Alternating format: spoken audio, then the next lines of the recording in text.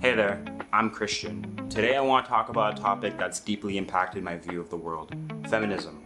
Now you might wonder, why is this man so invested in feminism?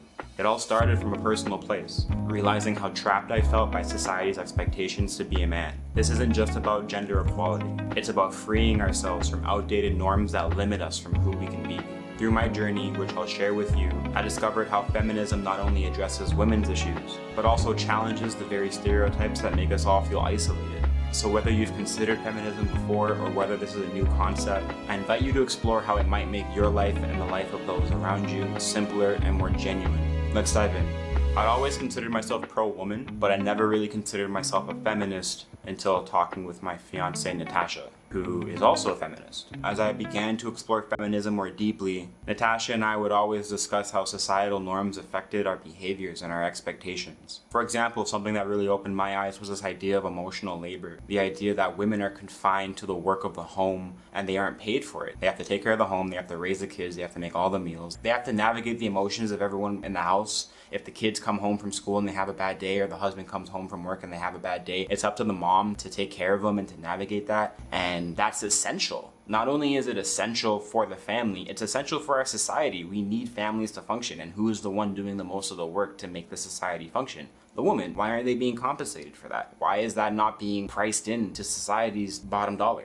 There's a feminist writer named Bell Hooks who has become very impactful for me. She wrote a book called The Will to Change, and that really opened my eyes to not only does feminism aim to help women, that the societal expectations that we are all placed under deeply affects men and their ability to be in tune with themselves emotionally. One of the things that patriarchy demands of us, to be good husbands, to be good men, to be good soldiers, to be good workers, to be good conquerors, is to not engage in our empathy when we are conducting violence, when we are oppressing, really, in our relationships, in our workplaces, with our children. We turn off that parts of ourselves. I don't believe I'm the only man that knows that icy chill feeling that runs down your spine when you know that you're doing something that is hurting somebody. And you think it's the right thing to do because you've been taught that that's the right thing to do. And you don't question it. Not only does it occur when we're hurting others, but even when we're hurting ourselves, when we're being inauthentic and we're going against our integrity and our true innate desire, it hurts us. And we get taught that that pain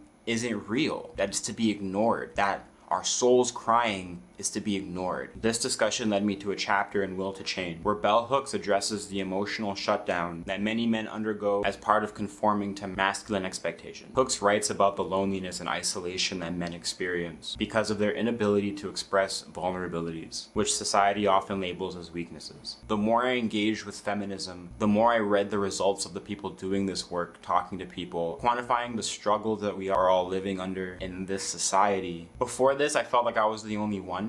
I felt like I was the only one seeing these issues and I was the only one struggling with this. Like there was something wrong with me. Why couldn't I just accept the world was the way that it was? Feminism is one of many ways that I realize that there are people out there that are seeing the wrong in the world, that are seeing the cracks in the system, that are seeing the exploitation and the occupation and the colonization of ourselves and others by the powers that be, and they're doing something about it. And not only by doing something about it, they're suggesting really good solutions. They're suggesting things that work. It works to be vulnerable. It works to be more open and honest and genuine. It works to be more compassionate and empathetic towards yourself and others. It makes your life better. It makes your life happier. It makes it easier to go after things in life that you want. You waste less time caring about what other people think you should be doing or how you should be living, because ultimately it is up to you. It's your life. You are the one that has to sleep every day in your bed and wake up every day in your body, living your life, thinking your thoughts, acting out your behaviors. Why should you not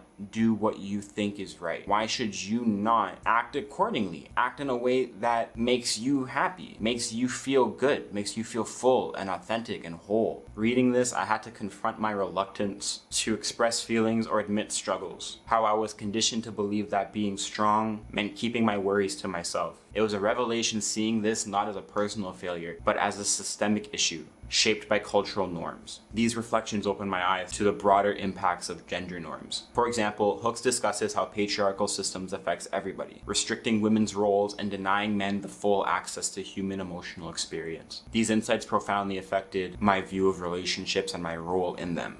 I started actively working on being more supporting and open, challenging the norms that dictate how men should behave. It wasn't just about bettering my own life, but also about supporting the women around me by recognizing and sharing in the emotional labor that they do. Embracing feminist principles have led to richer, more genuine relationships with my friends and my family. It's been a journey of both unlearning and relearning, where Natasha and I find ourselves growing and supporting each other in ways we never could have imagined. After those personal revelations, I started seeing feminism as more than just a personal empowerment tool, but as a framework grounded in some really powerful principles. Feminism, fundamentally, is about equality and justice. It's about dismantling the systemic structures that hold up traditional gender norms and perpetuate discrimination. It challenged us to rethink power, responsibility, and vulnerability across all genders. One of the core ideas is gender equality. But it's not just about balancing the scales in the workplace or ensuring equal pay, as important as those issues are. It's about ensuring that every person has the freedom to pursue their aspirations without being boxed in by societal expectations based on their gender. And then there's the challenging of stereotypes, the unspoken rules about how men and women are supposed to behave. Feminism pushes back on these norms, advocating for a world where everybody can be their true, authentic self, without fear of judgment or repercussions. From bell hooks in Will to Change, I learned about the importance of emotional openness, which she argues is essential for everyone's mental health and well-being. The suppression of emotions, often seen as a requirement for being strong, particularly for men, is actually harmful not just to individuals, but to our collective societal well-being. The societal benefits of embracing feminist views are profound. When people are free from restrictive norms, they can explore the full spectrum of their abilities and their interests. This freedom leads to more fulfilled individuals, and ultimately more innovative, adaptable, and cohesive communities. Understanding and embracing these principles of feminism has profoundly broadened my perspective and deepened my commitment to live by these values daily. It's about contributing to a world that respects and values everybody equally, and celebrates diversity instead of allowing it to divide us. I'm curious to hear from you now. How do these principles resonate with your experiences? Have you found that challenging traditional gender roles has opened up new opportunities or insights in your life? Remember, embracing feminism is about more than just understanding its principles, it's about putting it into action. It's making a conscious effort every day to challenge the status quo, to support others in their struggles, and to build communities where diversity is celebrated